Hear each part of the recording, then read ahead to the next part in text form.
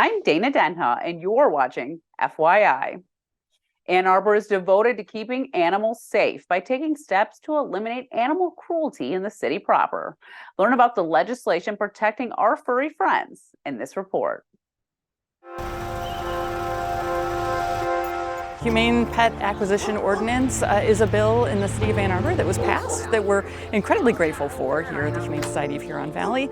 And it limits the ability of pet stores so that they cannot sell pets inhumanely. So they cannot sell cats, dogs, large birds, animals of that nature. A lot of people get animals through puppy mills unwittingly. We had an investigation on a local pet store that was selling animals, and they had puppies, dead puppies, hidden in, and they still exist today. When that profit motive exists, they don't care necessarily for the veterinary care or any other care of the animal. You know, by law, and the laws just aren't strong enough, unfortunately. So by law, all that's required is that they have a cage that's 6 inches larger than the size of that animal, and that's it. This does not limit the ability for people to get animals through small breeders. And so although, of course, we really encourage people to come to shelters such as the Humane Society of Huron Valley, if they can't, or if they're looking for a different kind of pet that they're not finding in a shelter, we encourage them to go to a small breeder and actually see where the animals are coming from. We are so proud that Ann Arbor is one of the first communities to have passed a humane pet ordinance. We are really hopeful that this is just the beginning and that this will spread to other communities in Michigan and maybe Michigan statewide. For more on our local shelter and animal adoptions, visit hshv.org. Stay tuned, and we'll be back with more in exactly 30 seconds.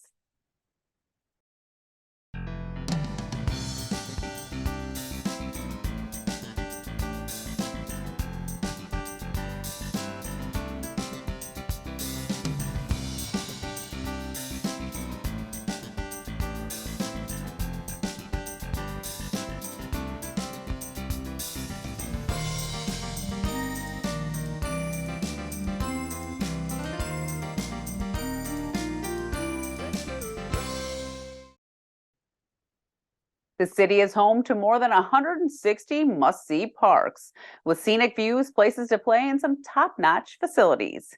See all that Island Park has to offer the community during this Park Peek.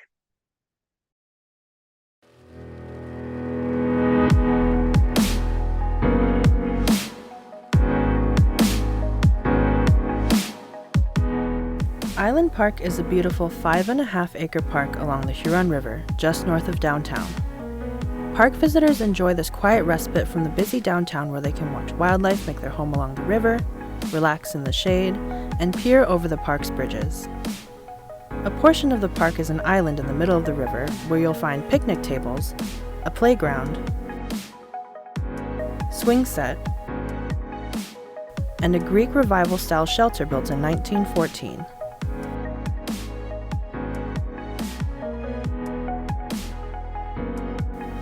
Two additional shelters available for rent are also within the park. There is a designated boat launch area where people paddling or tubing down the river can launch or disembark safely. Visit the park's webpage to learn more about its amenities, history, and how to get there at a2gov.org/parks.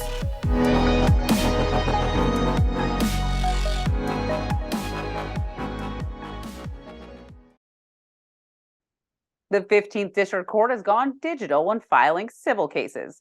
Learn about e-filing in this month's City Roundup in 60.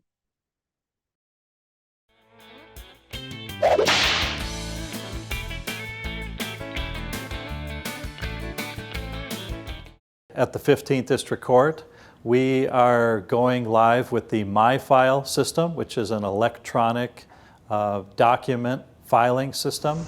Just like you do your banking electronically and you do a lot of your purchasing electronically, you'll now be able to file pleadings, file documents with the court electronically. It's only for our civil cases. So it's our general civil cases, landlord-tenant, and small claims cases. It'll be easier for our patrons to use our services, and it will make us more efficient.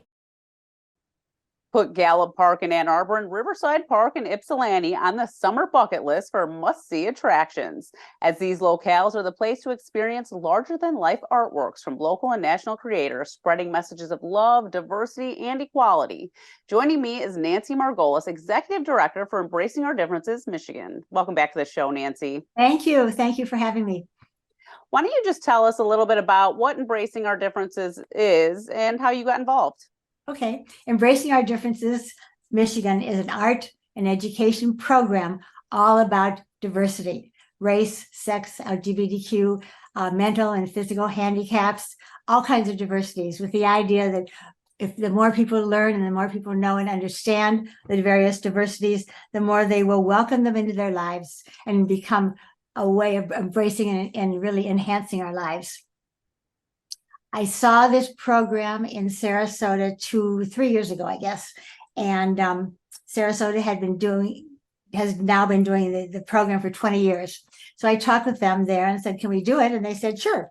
So I came back to Ann Arbor and formed a private nonprofit corporation, and we got our 501c3 and started raising money and talking with lots of people. I probably had 100 cups of coffee with people throughout the spring of 2021 to the January of 2022, which is when we mounted our first show. Yeah. We decided that we would use some of the art from Sarasota. And so they very graciously sent us, what they do is they send it on PDFs, and then we send it back and blow them up to billboard size. When we say giant, they're 16 feet wide by 12 feet high. They're big. But we also decided that we wanted to have local art. So we sent out a call for local art from Ann Arbor and Ypsilanti. And the first year we received, I think, about 40 submissions of local art from students and adults from both communities. We selected, I think, 25 of those last year. This year, that is 2023, we sent out a call for art and got locally and got 100 submissions from students and adults as well. And from those, we selected 28. So about a third of the art is local, and then 2/3 is from the international show. We keep that because we think it's important that we locally are part of an international show. I think it gives clout to the local artists. I think it's enhancing for them, and they get ideas as well. So we probably will continue that. Well, this is the second year. What was the response after the first year? And we're sort of at the tail end of the second year, so I'm sure you've heard about people talking about this year's show too. We're actually in the kind of like in the middle. We're going to continue this year's show through the end of October. Oh, so it's longer. I thought it was just until like September. So yeah, you got right. a lot more time to see it. That's what it was last year. But what happened last year, there were so many teachers that wanted to sign up to take tours of the banners. We couldn't do them all. We were just overwhelmed. So we decided to extend it through October. And in reality, last year, October was beautiful. So it worked out fine. Let's just hope the weather is just as good. We give free field trips. We pick up students at the school, pay for the buses, bring them down to Gallup or Riverside Park, and then we have docents that lead them on the tours and talk about the art. They don't tell the students so much about the art or the adults about the art. They elicit from them ideas of what they see, because the whole idea is for people to see what they see in the art, relate to it, understand it, and sort of, I guess, go back and how in kind of think about how it impresses them and how it affects their lives. So last year we did about 50 field trips. This year we're over 60 so far. Field trips of students, which is like 3,000 students altogether coming down. And we've done something kind of fun this year. We have a docent at Gallup Park every Tuesday at 11 o'clock. Yeah, I noticed that, which is great, because last year you were sort of doing docent tours where you had to contact Embracing Our Differences to say that you wanted a tour. Yeah. But this year you're doing it so every week there's a time frame where you can get a tour of the exhibit.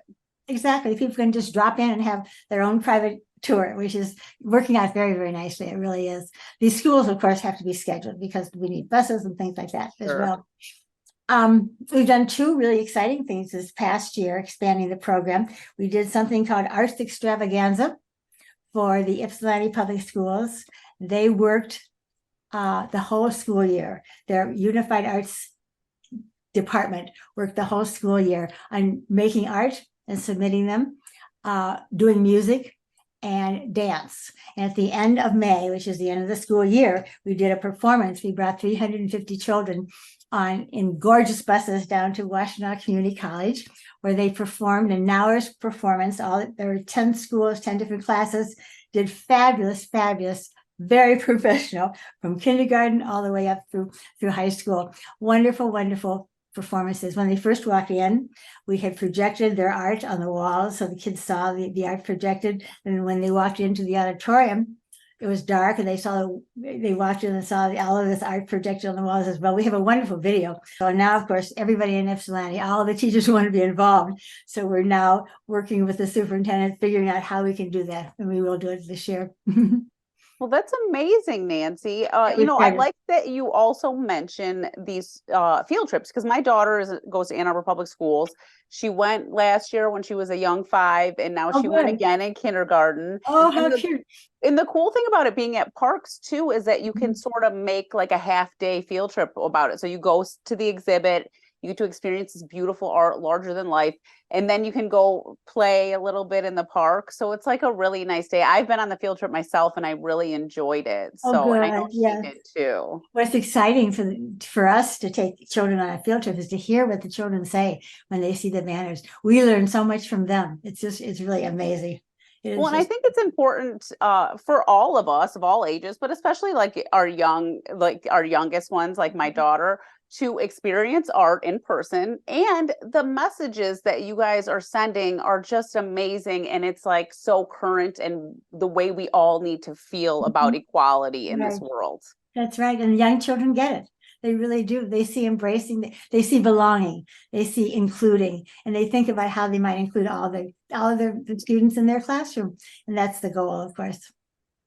Do you have a theme for this year, or is it always just, diversity, equality?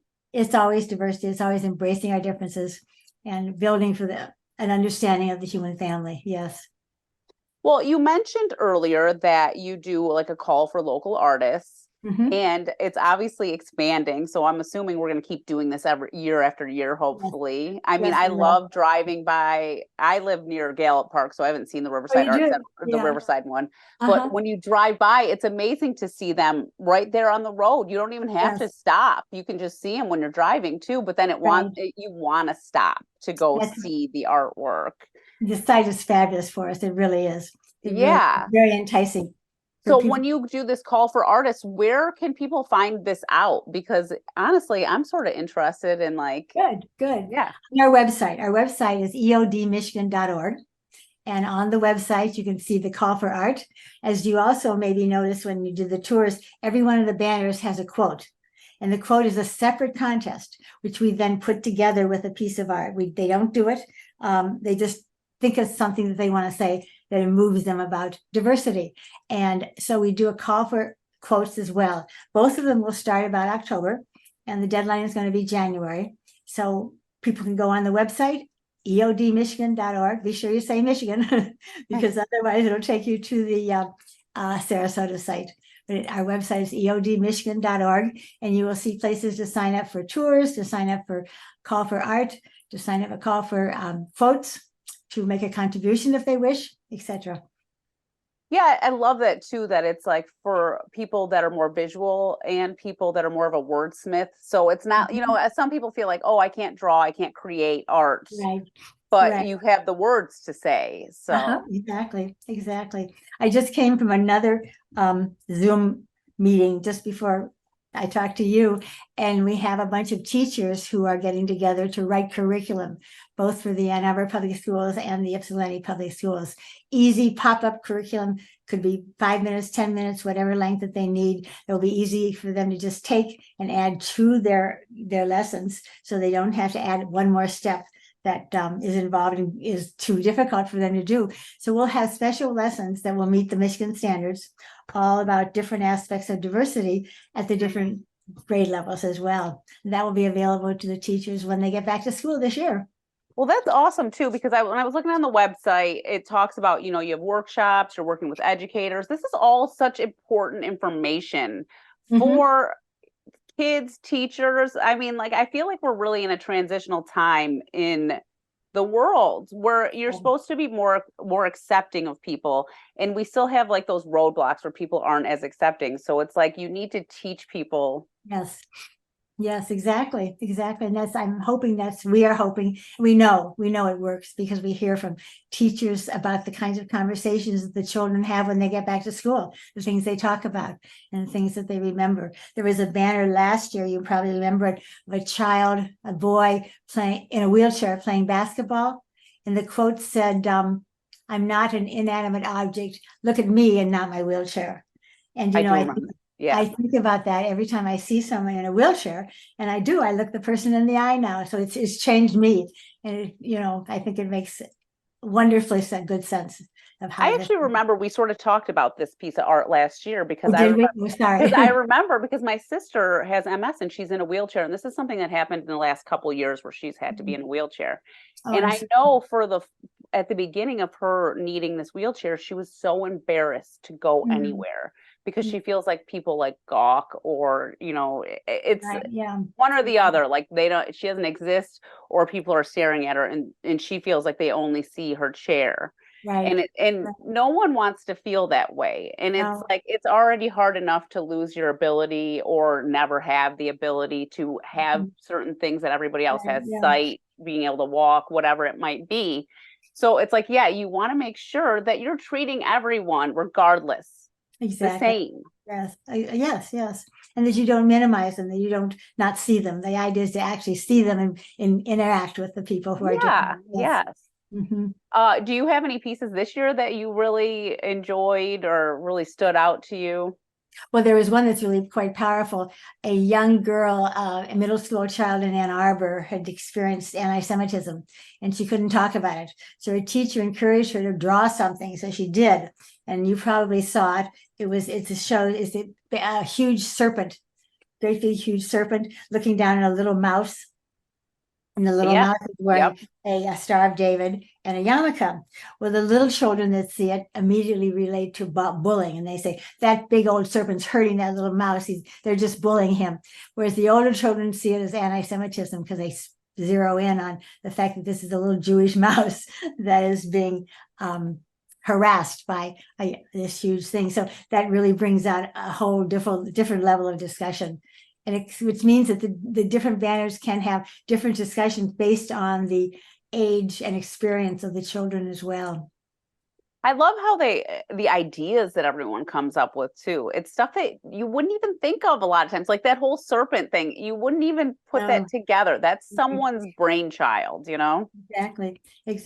And what we found is, just like this little girl, there are a lot of things that people experience that they can't talk about. They don't know how to talk about it. They're embarrassed and they don't have the words. And so the art can do it. The art can bring it out and allow other people to talk about it, allow themselves to experience it and to be more open about the issues that are bothering them. Yeah, I think it's really important to have these discussions about things. And like you said, it can be hard just to bring it up. But if you're looking at a piece of artwork, it's easier to discuss it as more of like a piece in itself than saying like, oh, this happened to me and this happened to me. And then you can realize that, you shouldn't talk about people's religion or their weight or whatever it might be that ails them, or like people make fun of them about. And nowadays, I feel like we're really aiming towards a time where, like, especially with elementary school kids, where you don't want to hear about bullying. I don't want my daughter to be bullied. Like I can say, for instance, she's worn glasses since she was 3 years old, and we were at a birthday party and some kid was making fun of her for wearing glasses. Oh my goodness, at age 3? Oh, I know. And it's like, she didn't even understand it, but it really bothered me. And then it's like, I as a parent also don't want to have to parent other kids. Right. But then you can't like just let it slide, because then he's just going to make fun of other people for wearing glasses, right? Exactly. I'm going to encourage you to take the children over to Riverside Park, because over at Riverside Park, the Best in Show for Children is there and on display, because it was done by kindergartners from Ypsilanti. You probably haven't seen it yet, but it's a huge umbrella. And of course it says, "We are all welcome under the big umbrella." And under the umbrella, each one of the little kindergartners made a picture of themselves and pasted on this underneath this big umbrella. And you should have seen them when they came to, I happened to be there when they came down to see it for the first time. They were so excited. They said, "Oh, that's me. Oh, that's you. Oh, that's me." Oh, yeah. It was fabulous. So it's a wonderful, wonderful piece of art, and was done by kindergartners. And they got it. They were all they're all together under the big umbrella. Well, so my daughter went on the field trip, and then I took her there to get, like I shot some footage for this interview. Oh, right. Yeah. And she Good. was like, because she had already been there prior, so she knew more than I did. And she was like, this girl goes to my school. And she was like all excited about that. Like that really is like another aspect of it that really excites the kids, especially the young ones, where they're like, Yeah. "Oh, I might know this girl. I might have seen her," or, that sort of part They of know the aspect of school all of it. itself. They might know Yeah. the teachers. That's Yeah. right. Yeah. And that makes it more personal for them. It really does. Is Yeah. there an age range for people submitting, or is it any? Any age. And we get it's a good division between children and adults. Some of the very fine artists in town have submitted and have been selected. And some of the children are, as you've seen, some really very exciting art too. And the selection process, is that sort of a juried? We have a jury of 5 local artists who are the judges themselves, and they take all of the art and review it and think about it. They try to select a good selection from Ann Arbor and Ypsilanti equally, and they want to be sure that they cover all the different kinds of diversity as well. So they work very hard in doing it.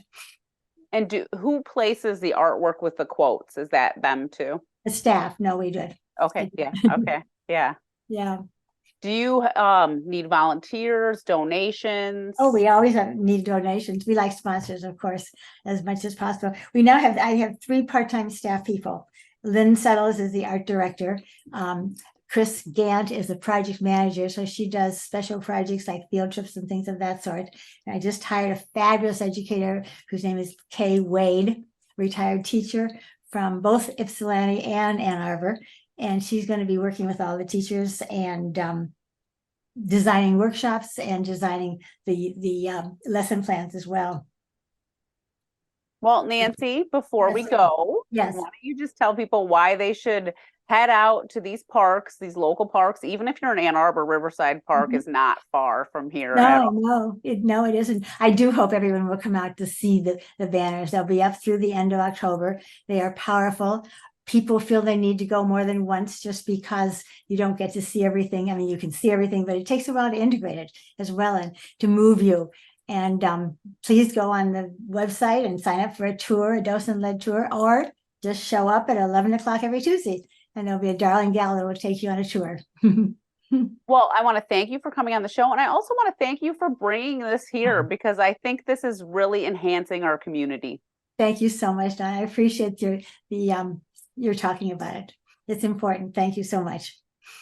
For more on this and other programs, visit a2gov.org/CTN. Visit youtube.com/CTN Ann Arbor to see all that we have to offer. And remember to like, subscribe, and ring that notification. Thanks for watching, and tune in next time to FYI.